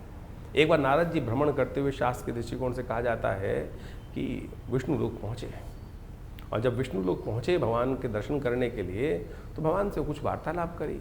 वार्तालाप करने के बाद संतुष्ट हुए तो वहाँ से निकले वहाँ से श्रीमन नारायण का स्मरण करते हुए, ओम नमो नारायण करने का मंत्र जप करते हुए। जैसे ही नारद जी वहाँ से गए तो भगवान विष्णु ने अपने पार्षदों से कहा कि जहाँ ये नारद जी खड़े हुए थे उस जगह को पवित्र करने का प्रयास, पवित्र करो, वहाँ गोबर से लीप कर उस स्थान को पवित्र करो। ये स्थान अपवित्र हो गया। बाई चांस देवयोग से नारद जी, देव ऋषि थे, वापस आ गए भ्रमण करते हुए। कुछ और मन में शंका हुई और देखा तो जहाँ वो खड़े थे उसको पवित्र किया जा रहा है भगवान की आज्ञा से। तो उन्होंने भगवान के समक्ष बड़ा विचित्र प्रश्न किया, क्या प्रभु मैं अपवित्र हूँ जो आपने मेरे जहाँ स्थान पर खड़ा था? बोले हाँ नारद, तुमने किसी को गुरु बनाया नहीं इसलिए तुम अपवित्र हो। और जो व्यक्ति गुरु नहीं बताता है, गुरु के दर्शन नहीं चलता है, अपने गुरु मंत्र नहीं लेता है, वो अपवित्र ही माना जाता है। उसके स्थान जहाँ खड़ा हो उस स्थान पर खड़े होने की आज्ञा किसी को नहीं है, वो स्थान अपवित्र हो जाता है। तो उन्होंने बड़े विनम्रता से भगवान से पूछा नारद जी ने कि प्रभु अब क्या करूँ, किसको गुरु बनाऊँ? तो उन्होंने कहा किसी को भी गुरु बना सकते हो, तुम्हारी श्रद्धा है, जिसको तुम गुरु बनाओगे उसके अनुसार से चलने का प्रयास करो। जीवन में समस्त अनिष्टों को दूर करने का योग बन जाएगा, आपके जीवन में कल्याण का योग बनेगा। आपको मंत्र जप का अधिकार भी गुरु मंत्र की दीक्षा लेने के बाद, गुरु दीक्षित होने के बाद ही मिलता है इस संसार के अंदर। लोगों ने नहीं समझा। भगवान की आज्ञा के अनुसार नारद जी ने कहा महाराज किसको बनाऊँ? तो भगवान ने भी लीला रची। भगवान ने लीला इस प्रकार संसार को ज्ञान देने के लिए रची। कहा जाता है भगवान ने कहा नारद तुम पृथ्वी लोक पे जाओ और जो सबसे पहले व्यक्ति मिले उसी को अपना गुरु मानो और फिर उनसे दीक्षित होकर उनका मंत्र जप करके उन्हीं से आगे जीवन की दशा लेने का प्रयास करो। फिर आओगे तो फिर पवित्र माने जाओगे। नारद जी भूलोक आते हैं और महामृत्यु लोक में उनको सबसे पहले एक व्यक्ति जिसके दर्शन होते हैं, प्रभु की माया थी। वो दर्शन होते ही एक व्यक्ति, गाँव का व्यक्ति, गरीब व्यक्ति रास्ते में जा रहा था, चप्पल उसने सिर पे रखी हुई थी और अब भगवान की आज्ञा थी, सबसे पहले उन्हीं के दर्शन हुए तो उन्होंने ही नमन किया महाराज। अब भगवान की आज्ञा के अनुसार से, भगवान की माया के अनुसार से उन्होंने उनको नमन किया और कहा महाराज आप मुझे आपको मैं अपना गुरु धारण करना चाहता हूँ। तो सीधे साधे व्यक्ति ने कहा कि महाराज मेरे की क्या बिसात मैं आपको शिक्षा दूँ, आप तो स्वयं इस सुंदर स्वरूप में विद्यमान है, मेरी क्या बिसात। लेकिन बोले नहीं मेरी इच्छा है, मैं आपसे ही दीक्षित हूँ। तो उन्होंने उनसे दीक्षा ले ली। जो मंत्र दिया उस मंत्र को उन्होंने ले लिया। उस मंत्र को जप करने के लिए जो भी बना, उसके बाद भगवान घूमते घामते फिर पहुँचे भगवान विष्णु के पास। भगवान विष्णु से उन्होंने कहा कि प्रभु आपकी आज्ञा के अनुसार से मैं मंत्र दीक्षा ले आया। बोले नारद जी किससे दीक्षा ली आपने? तो महाराज वहाँ पर एक व्यक्ति मूर्ख रूप में था और गंवार था, अनपढ़ था और सिर पे चप्पल रख के जा रहा था, बड़ा विमूढ़ लग रहा था, कहीं ठीक नहीं लग रहा था, लेकिन आपकी आज्ञा थे मैंने उनसे दीक्षा ले ली। भगवान ने कहा नारद तुमने बड़ा अपराध किया, गुरु का इस प्रकार से अपमान करना, कहा जाता है घोर नरकादि लोगों को पूरी 84 लाख योनि तुम्हें भोगनी पड़ेंगी और उन सब की त्रास है तुमको भोगनी पड़ेगी। अपने तुमने इतना प्रभाव, इतना निष्क्रिय कार्य जो है, ऐसा कार्य किया है कि जो विशेष तौर पर तुमको अपराध बोध भी नहीं है इसका। नारद जी ने क्षमा मांगी कि प्रभु क्या करूं अब? बोले तो अब गुरु के सानिध्य में ही जाओ और वो जो बताएं उस कार्य को करने का प्रयास करो, तब जाकर इस जो 84 की योनि का जो चक्र है उससे निकल सकते हो, नहीं तो तुमको 84 लाख योनि भोगनी पड़ेंगी, उसमें जीवन निर्वाह करना पड़ेगा, फिर उस काल को भोग के बाद ही तुम हमारे दर्शन के लिए आ सकते हो। अब नारद जी को पटक दिया गया, वापस उस जगह पर लाकर नारद जी देव इच्छा से, प्रभु की इच्छा से फिर दोबारा गुरु के सानिध्य में पहुँचते हैं और उनके समक्ष बैठकर अपने समस्त भाव को उपस्थित करते हैं। तो उस व्यक्ति ने सुना नारद जी को और कहा नारद चिंता क्यों करते हो, क्यों चिंता तुमको? इसका कारण, इस कष्ट का निवारण बहुत आसान है।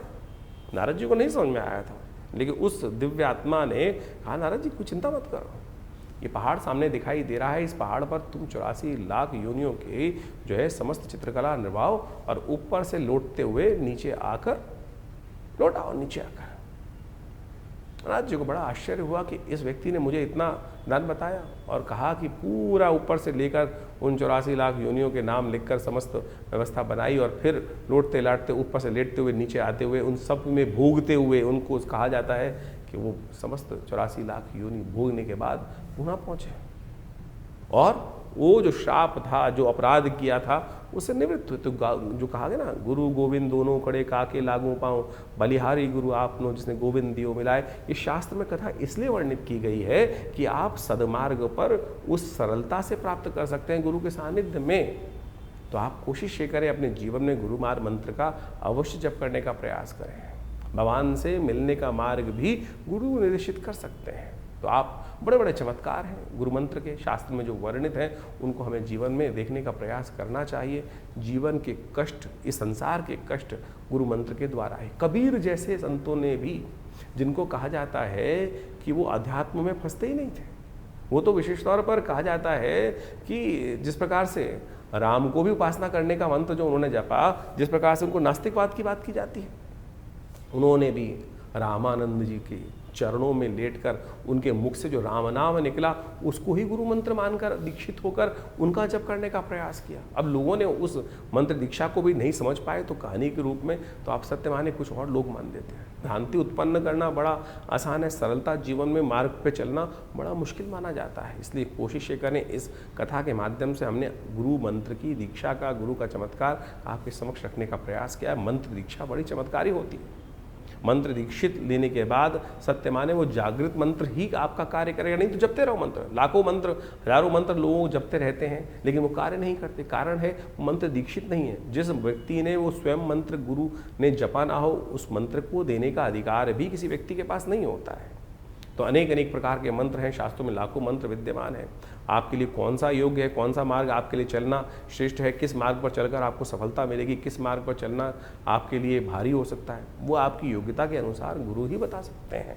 तो इसलिए भारतीय संस्कृति में गुरु के जो है, जिसको कहा जाता है अंधकार से प्रकाश की तरफ जाने का, ज्ञान का मार्ग दिखाने वाली जो दिव्य आत्मा है वो गुरुजन कही जाते हैं। इसलिए उनकी जो है दीक्षा हमें अवश्य लेने का, उनका सानिध्य अवश्य लेने का प्रयास करना चाहिए।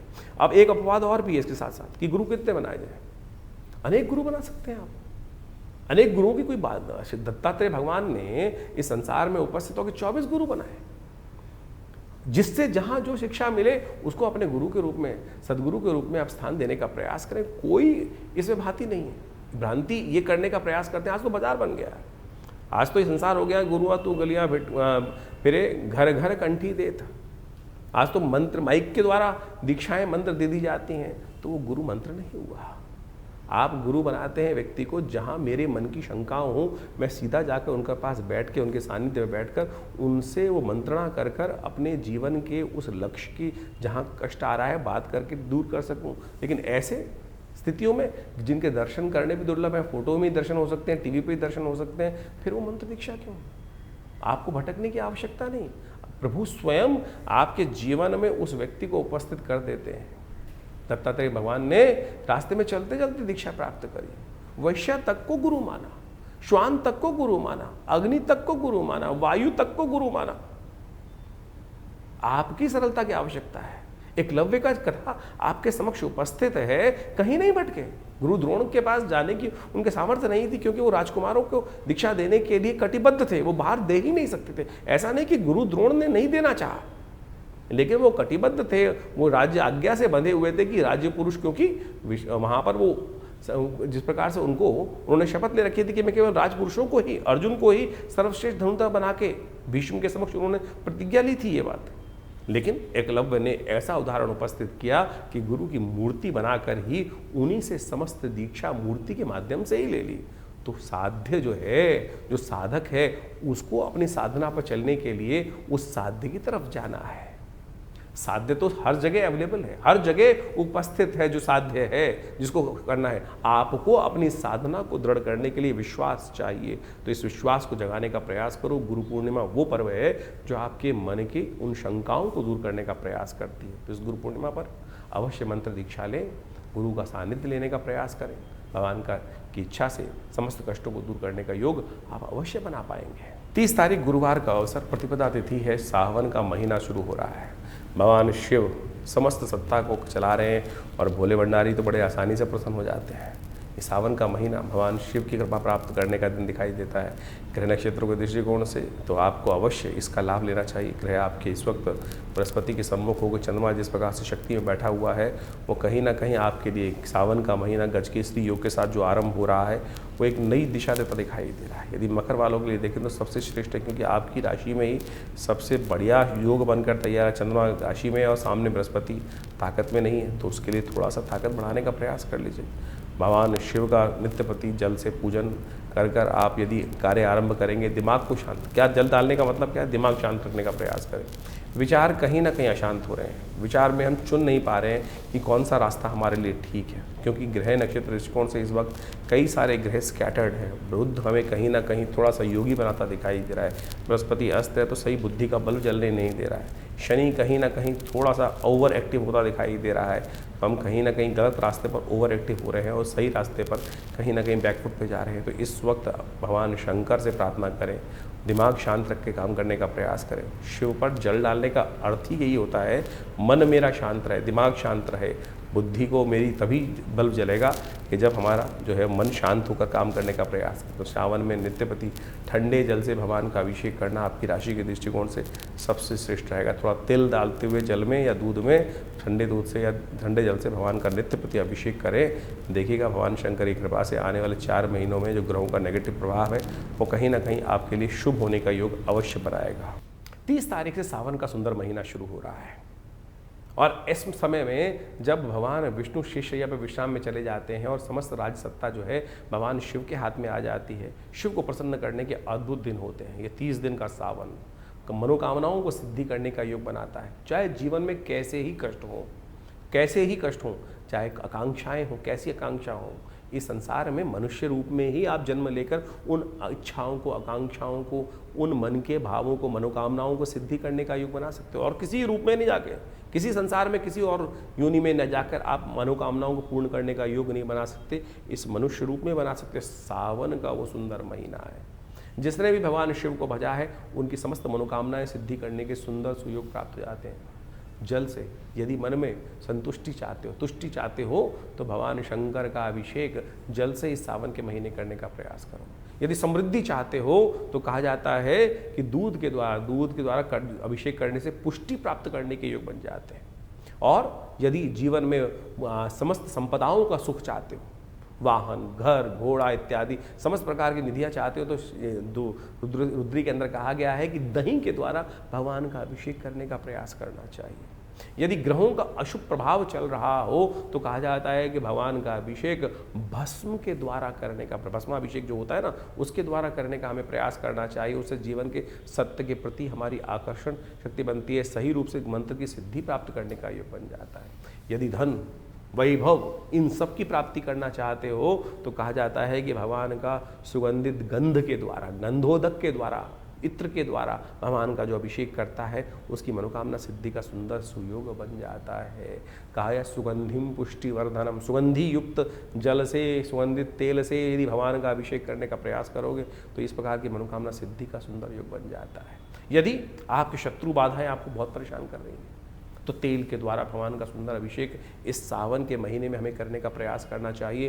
ये मनोकामना सिद्धि को पूर्ण करने के लिए अद्भुत योग बनाकर आपकी राशि में इस प्रकार से हजारों औषधियाँ हैं। शहद के द्वारा, पुष्पों के द्वारा, मट्ठे के द्वारा, इच्छू रस के द्वारा, गन्ने के रस के द्वारा, दूध के द्वारा और तो और अनार के रस के द्वारा, विभिन्न विभिन्न औषधियों के द्वारा अनेक मनोकामनाओं की सिद्धि के लिए समय समय पर लोग यज्ञ इत्यादि रुद्राभिषेकात्मक यज्ञ करने का सुंदर प्रयास करते हैं जीवन के समस्त कष्टों को दूर करने के लिए। यदि स्वास्थ्य संबंधी समस्या चल रही हो तो कहा जाता है कि दूध के द्वारा भगवान शंकर के महामृत्युंजय मंत्र का जप करते हुए इस सावन के महीने में यदि अनुष्ठान किया जाए तो भगवान की कृपा से कैसी ही दिव्य कोई परेशानी हो जो कहीं ना कहीं ठीक ना हो रही हो, उसके भी ठीक होने के रास्ते प्राप्त हो जाते हैं। तो हमने विवेकानंद योगाश्रम में इन पूरे 30 दिनों में, सावन के पूरे 30 दिनों के लिए नित्यपति शाम को रुद्राभिषेक रखा है। सामूहिक तौर पर समस्त भक्तगण एकत्र होकर भगवान शंकर का रुद्र अष्टाध्यायी के द्वारा नित्यपति भगवान का अभिषेक विवेकानंद योगाश्रम में हम हमारे द्वारा स्वयं समस्त भक्तों के साथ मिलकर किया जाएगा। भगवान का बड़ा दिव्य, बड़ा विशाल भगवान शंकर का शिवलिंग है और उनका पूजन हम बड़ी श्रद्धा के साथ समस्त लोग मिलकर करते हैं। आप भी स्वयं इस कार्यक्रम में भाग लेने के लिए नित्यपति आश्रम पर पधार सकते हैं। ये सावन का सुंदर सुयोग आया है और इस समय ग्रहों की स्थिति बड़ी विचित्र चल रही है। एक जीवन में क्षणभंगुर है जीवन, कभी भी कहीं ना कहीं एक छोटी सी त्रुटि से पता नहीं कहाँ से कहाँ जीवन की दिशा मुड़ जाती है। भगवान की कृपा से, भगवान के सानिध्य में रहकर हमको क्षण क्षण को जीवन को जीने का प्रयास करना चाहिए। दिल्ली में विवेकानंद योगाश्रम में भगवान के मनोकामना सिद्धि मंदिर में भगवती के सानिध्य में बहुत दिव्य भगवान का शिवलिंग पर नित्यपति भगवान का रुद्राभिषेक रहेगा। शाम को रोज 6 बजे के आसपास ये रुद्राभिषेक आरंभ होता है। आप भी आइए, यज्ञ में भाग लें, भगवान का रुद्राभिषेक भी करें और भगवान की कृपा से इस पूरे सावन में छोटे से कर्म से भगवान को रुद्राभिषेकात्मक यज्ञ कर भगवान को प्रसन्न करने का सुंदर सुयोग अपने जीवन में प्राप्त करें। 31 तारीख शुक्रवार का अवसर, द्वितीय तिथि विद्यमान है, सावन का दूसरा दिन है और गृह नक्षत्र के दृष्टिकोण से सुबह सुबह ग्रह परिवर्तन की तरफ जा रहे हैं। राहु के साथ चंद्रमा व्याप्त हो गया है और चंद्रमा का व्याप्त राहु के साथ होना आपकी राशि के दृष्टिकोण से दे रहा है बहुत सुंदर ग्रहों का योग।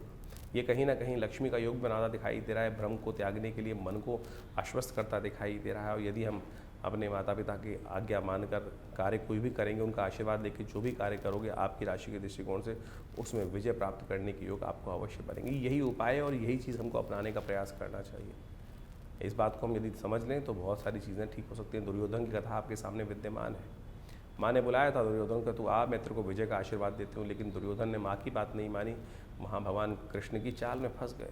तो फिर क्या हुआ, दिग्भ्रमित हो गया। तो इस वक्त आपके अपने जो बड़े लोग हैं उनकी दिशा निर्देशन में चलने का प्रयास करना चाहिए। ग्रह ऐसे ही दिखा रहे हैं और जो यदि इनको समझ लेंगे तो फिर कल्याण का योग अवश्य बनता दिखाई देगा। तो जुलाई के अंतिम में आपने ग्रहों का प्रभाव समझा, आपकी राशि के अनुसार से कितना महत्वपूर्ण परिवर्तन, चाहे वो शनि का परिवर्तन हो रहा हो, चाहे बुध का पहले उदय होना और फिर मार्गी हो जाना, बहुत महत्वपूर्ण प्रभाव इनका आपको आने जीवन में प्रभाव देखने को मिल सकता है। ऐसे में बृहस्पति अस्त अवस्था में चल रहे हैं, शनि एक बार पुनः वर्ष के अनुसार से वक्री हो गए और ये 4 महीने से ज़्यादा वक्री रहेंगे। ऐसे में पुनः एक बार स्थिति विश्व में कहीं ना कहीं कोलाहल वाली उत्पन्न करने के योग ये शनि का वक्री होना और साथ साथ ऐसे में इनका विभिन्न ग्रहों के साथ योगा योग जो बन रहा है वो प्रभाव उत्पन्न करता दिखाई दे रहा है। समय समय के अनुसार से हमको ज्योतिष का लाभ अवश्य लेने का प्रयास करना चाहिए। ऐसे में विशेष तौर पर ग्रहों के योगा योग के अनुसार से उनका जो महत्वपूर्ण परिवर्तन मिलता है, शास्त्र में वर्णित ऋषियों मुनियों के अनुभव के आधार पर जो उनके निदान चिकित्सा विज्ञान के अनुसार से बताए गए हैं, ग्रहों के मंत्र के माध्यम से बताए गए, वो हम आपके समक्ष समय समय पर उपस्थित करते रहते हैं। सत्य मानिए, व्यक्ति के हाथ में कर्म करना ही है, उसका फल तो परमात्मा के हाथ में ही है, कर्म के अनुसार से ही फल बनता है, लेकिन फिर भी परमात्मा की कृपा से जो बड़े से बड़े भयावह योग कुंडली में बन रहे होते हैं वो कब किस प्रकार से क्षण में गायब हो जाते हैं पता नहीं चलता। इस बात को हमें अच्छे समझना चाहिए। गोचर का प्रभाव तो आपने अच्छे से समझा, लेकिन आपकी जन्मपत्री पे किस प्रकार से उन ग्रहों के परिवर्तन का प्रभाव पड़ रहा है, दशाओं का, अंतरदशाओं का। ऐसा नहीं है कि जन्मपत्री के अनुसार से हम जब तक ना देखें, गोचर के अनुसार से सब प्रभाव चलेगा। मूलतः गोचर का प्रभाव हर जन्मपत्री पर, हर व्यक्ति विशेष पर अवश्य होता है, लेकिन मूलतः जन्मपत्री जो है वो विशेष तौर पर कौन से ग्रह योग के अनुसार से किस प्रकार के आप योग बना रहे हैं, कैसे बन रहे हैं। ऐसा समझें कि जैसे जनमानस में तो लाखों करोड़ों आदमी हैं, अब व्यापक आपदा आई, कुछ कष्ट घटा, कहीं आंधी आया, कहीं तूफान आया, उस क्षेत्र में आया, बहुत भयावह स्थिति थी, लेकिन सब लोगों का अहित नहीं हुआ, कुछ का उद्धार भी हो गया। कोरोना काल की महाकाल आया, ऐसे विपदा आई, लेकिन सब लोगों के उस क्षेत्र में, एक क्षेत्र में बहुत ज़्यादा विपदा थी, सारे नहीं मरे, सारों के जीवन में कष्ट नहीं आया, किसी के जीवन में उत्थान के योग भी बने। कारण क्या था? वो आपका अपना मूल कर्म, आपकी अपनी मूल जन्मपत्री के निष्कर्ष से कि आपके लिए कौन सा समय अच्छा चल रहा है, कौन सा समय खराब चल रहा है। तो ऐसे भयावह काल में भी हम उन्नति कैसे योग बना सकते हैं और अच्छे काल में अपने ग्रहों को किस प्रकार से और अच्छा कर सदमार्ग की तरफ, सही मार्ग की तरफ तेजी से आगे बढ़ने के योग बना सकते हैं, वो जन्मपत्री का जन्म ज्योतिष विज्ञान का एक चमत्कारिक विषय है। इसलिए हमें अपने जन्मकाल के अनुसार से, date of birth, time of birth, place of birth के अनुसार से जो खाका बनता है, दशाएं, महादशाएं, अंतरदशाएं, इन सबको देखते हुए, देश काल परिस्थिति को समझते हुए भविष्य को देखने का प्रयास करना चाहिए और उससे बहुत कुछ पूर्वाभास हो सकता है, बहुत सा पूर्वाभास पहले हो जाता है और उसको समझकर हम अपने समय के अनुसार से अपने रास्ते को सही रूप से चुन सकते हैं। जैसे एक व्यक्ति पढ़ाई कर रहा है किसी क्षेत्र में, उसका भाग्य तो कहीं किसी और क्षेत्र में लिखा था उन्नति का, लेकिन वो भटकते भटकते कभी ये, कभी वो, कभी वो, कभी वो, वहाँ पहुँचता है, वो अंत में जाकर जो जिससे किस्मत जागनी थी वहाँ पहुँचता है, फिर उस पर कार्य करता है। और फिर अगर ज्योतिष के दृष्टिकोण से पहले ही जान लिया जाए कि इस व्यक्ति के लिए कौन सा मार्ग सबसे श्रेष्ठ है और उसको अपना लिया जाए, तो आप अवश्य सही समय पर सही चीज़ों को पहचान कर कार्य को ठीक कर सकते हैं। तो यही ज्योतिष विज्ञान का, ज्ञान का यही लाभ है, इसी को लाभ उठाने का प्रयास करना चाहिए। सकल पदार्थ है जगमाही, कर्महीन पुरुष पावत नहीं। तुलसी बाबा ने ऐसे ने कर्म, ज्योतिष विज्ञान जो है वो वास्तविक तौर पर ज्ञान के अनुसार से, विज्ञान के अनुसार से शोध कर ऋषियों का कर्म है और उन्होंने इतना सुंदर सिद्धांत बना के रखा, तो उसको आपको लाभ उठाने का प्रयास करना चाहिए, चीज़ों को समझने का प्रयास करना चाहिए और ज्ञानवान लोग सही समय को पहचान कर उसके अनुसार से कार्य जो कर लेते हैं तो जीवन में बहुत जल्दी भाग्योदय के योग बन जाते हैं। हर कोई यही पूछना चाहता है कि भाग्योदय कब होगा, वो आपका जन्म बताएगा, समय बताएगा कब भाग्योदय होने की चांसेस हैं, कैसे हम अपने समय को सदुपयोग में लगाएं, सही कार्य करें। और ऐसे में तो बहुत सारे अच्छे अच्छे योग बन रहे हैं इस समय में। अभी आप मान देखें, गुप्त नवरात्रि का योग इसमें आरंभ हुआ इस जुलाई के अंतिम में, और उसके बाद जो सुंदर योग बन रहा है देवशयनी एकादशी के बाद श्रावण का, सावन के महीने का सुंदर सुयोग बनकर आया है।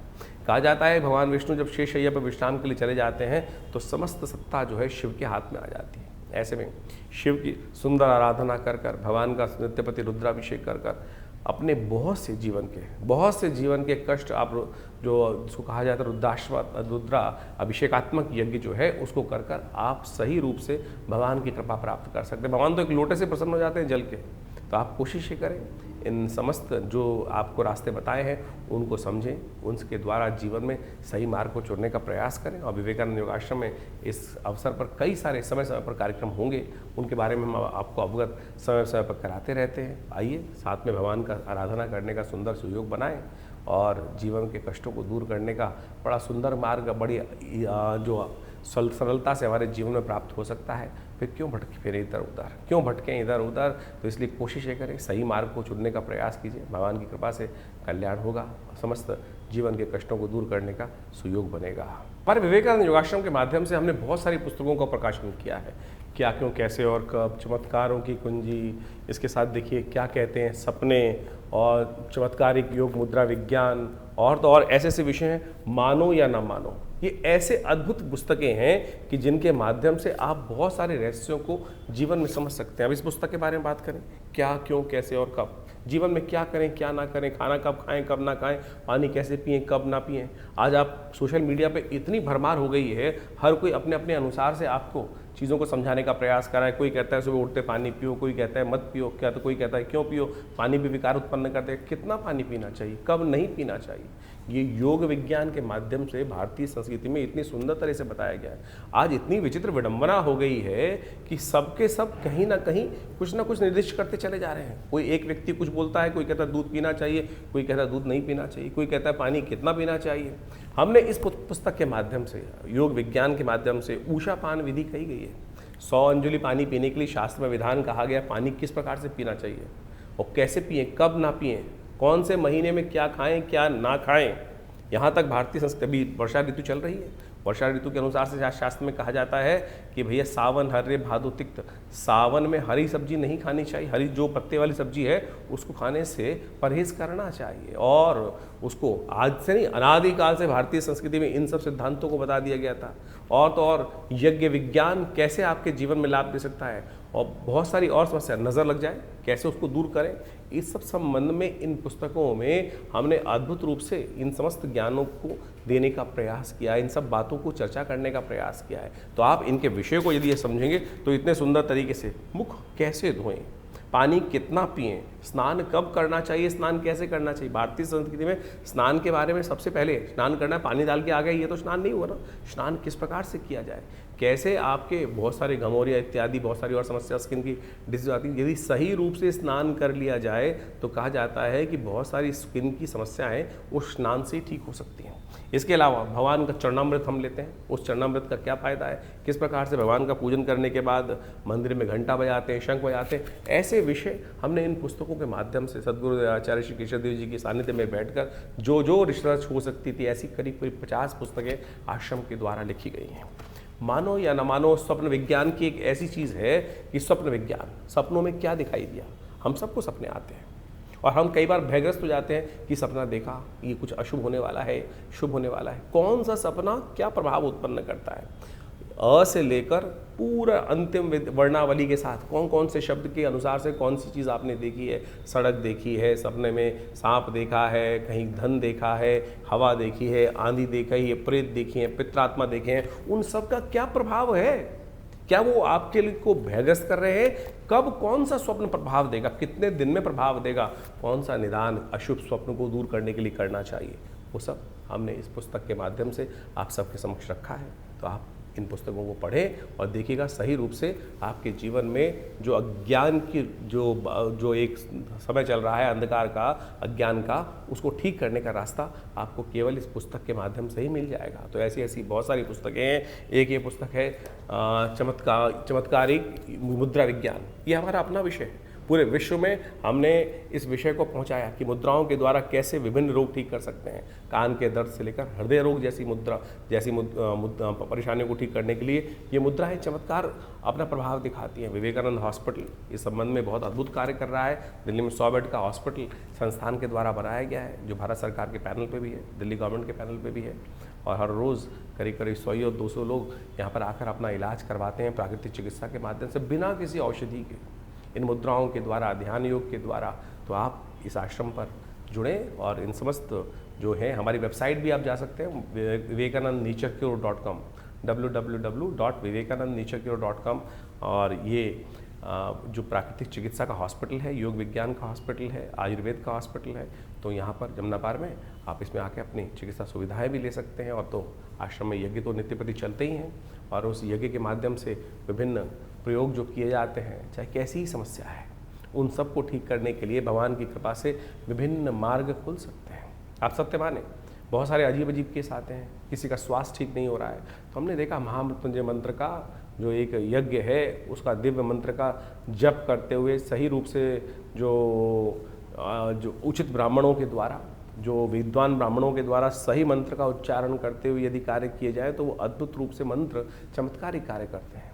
जीवन में कई ऐसी घटनाएं, शत्रु परेशान कर रहे हैं, बाधा पहुंचाए जा रहे हैं, ठीक नहीं कर रहे हैं, तब उनके लिए देवी के विभिन्न स्वरूपों का ध्यान, विभिन्न मंत्रों का प्रयोग, कैसे उन बाधाओं को दूर करके आपके जीवन में विजय का शंखनाद उत्पन्न किया जा सकता है, वो बिल्कुल अद्भुत रूप से मंत्र कार्य करते हैं। लोग मान नहीं रहे हैं, जो बदमाश हैं, दुष्ट हैं, वो कहीं ना कहीं अपनी उस छवि को छोड़ ही नहीं रहे हैं और आपके जीवन में उनको आघात पहुंचाए जा रहे हैं। उनके रहते हुए आप अपने जीवन में विजय नहीं प्राप्त कर सकते। आपको उनके साथ उनकी दुष्टता को समाप्त करने का कार्य ही करना पड़ेगा। तो ऐसे मंत्र विज्ञान के माध्यम से आप अपने जीवन को, कष्ट को दूर करने के लिए, अब बंधन का योग किसी कुंडली में आ गया, बंधन का योग साफ साफ दिखाई दे रहा है। कहीं ना कहीं ग्रह परस्पर ऐसे योग बना रहे हैं कि बंधन का योग, जेल जाने का योग है। कहीं ना कहीं आपके समय खराब है आपका। तो ऐसे में दुर्गा की नामावली का एक अद्भुत चमत्कारिक प्रयोग है, जिसका यदि प्रयोग किया जाए, भगवती के नामावली का यज्ञ जो है शास्त्र में वर्णित है, समस्त भयों को जीवन से दूर करने का योग बना देता है। कहीं कोई नेगेटिव प्रयोग, किसी ने दुरात्माओं का प्रयोग किसी व्यक्ति के खिलाफ कर दिया, बहुत सारे लोग आते हैं इस बाधाओं से मन से ग्रसित होते हैं। तो ऐसे में कहा जाता है भगवान बटुक भैरव जी का यज्ञ जो है, उन मंत्रों से हमने विभिन्न रूप से विभिन्न आदमियों पर करके देखा, कैसी छाया, कैसा नेगेटिव प्रभाव, कैसी दुरात्मा की शक्ति, उन सब को ठीक करने के लिए ये जो मंत्रों के प्रयोग है, भैरव जी का मंत्र का प्रयोग है, ओम ह्रीं बटुकाय आपद उद्धारणाय कुरकुर बटुकाय ह्रीं स्वाहा, अद्भुत रूप से चमत्कारिक कार्य करता है। उन कष्टों को दूर करने का योग अद्भुत रूप से बना देता है। ग्रह बाधाओं का समस्याएं हैं, ग्रह बाधा ऐसी हैं कि एक के बाद एक, कोई शनि खराब है, कोई मंगल खराब है, तो उनका जप किया जाए ना, सही रूप से उच्चारण करते हुए, यज्ञ करते हुए, उनका दशांश यज्ञ करके, दशांश उनका मार्जन इत्यादि समस्त पद्धति को अपनाते हुए जो कार्य किए जाते हैं, वो पूर्ण रूप से, सही रूप से सफलता की तरफ व्यक्ति की मंशा के अनुसार से कार्य करने का सुंदर कार्य करते हैं मंत्र विज्ञान। कपोल कल्पित नहीं है, सत्य है, लेकिन विधि के अनुसार से, शास्त्र के अनुसार से हमें करने का प्रयास किया जाना चाहिए, तब जाकर समस्त मनोरथों को सिद्ध करने का। दिखावा नहीं है। आज पूरे जो सोशल मीडिया के अंदर हम देखें, दिखावा किया जा रहा है, इतनी जबरदस्ती पद्धति को बनाया जा रहा है, कहाँ कहाँ किस किस प्रकार से दिखावा करके बहुत सारी चीज़ें, लेकिन जो मूल मंत्र जप है वो नहीं हो रहा है। मूल मंत्र जप नहीं हो रहा है। यज्ञ के नाम पर अभी इतने ज़बरदस्त खतरनाक वीडियोस, मैं कहूँगा खतरनाक इसलिए बोल रहा हूँ कि विधि निषेध है ही नहीं उसमें। आहूत मंत्र में, यज्ञ में आहुति देने के लिए मुद्राएं हैं। इस मुर्गी मुद्रा के द्वारा शांतिक पौष्टिक कर्मों में आहुति देने का है। और बड़े बड़े महंत, महात्मा इत्यादि बैठे हुए जो तसलों से, प्लेटों से आहुति यज्ञ में डलवा रहे हैं। क्या करवा रहे हैं? अनिष्ट करवा रहे हैं। कब आहुति डलनी चाहिए? मंत्र में स्वांते आहुति समर्पय, स्वाहा के अंत में आहुति डलनी चाहिए। कोई विधि किसी का पालन नहीं किया जा रहा है, केवल पंप एंड शो और दिखा दिखो के ड्रामेबाजी कर कर जो यज्ञ विज्ञान के नाम पे, अध्यात्म के नाम पर आज दुराग्रह पूरे विश्व में चल रहा है, ये भयावह है। आप स्वयं करिए, हमारे साथ रविवार को यज्ञ में बैठिए। कोई दक्षिणा नहीं ली जाती, कोई पैसा नहीं लिया जाता। जो लोग कुछ बैठना चाहते हैं रविवार को यज्ञ में आकर आश्रम पर यज्ञ में बैठ सकते हैं। तो इन समस्त विधियों का आशा करते हैं आप पालन करेंगे, समझेंगे, चीज़ों को सही रूप से करेंगे। तो आप जुड़िए विवेकानंद योगाश्रम से, आपका कल्याण होगा। धन्यवाद।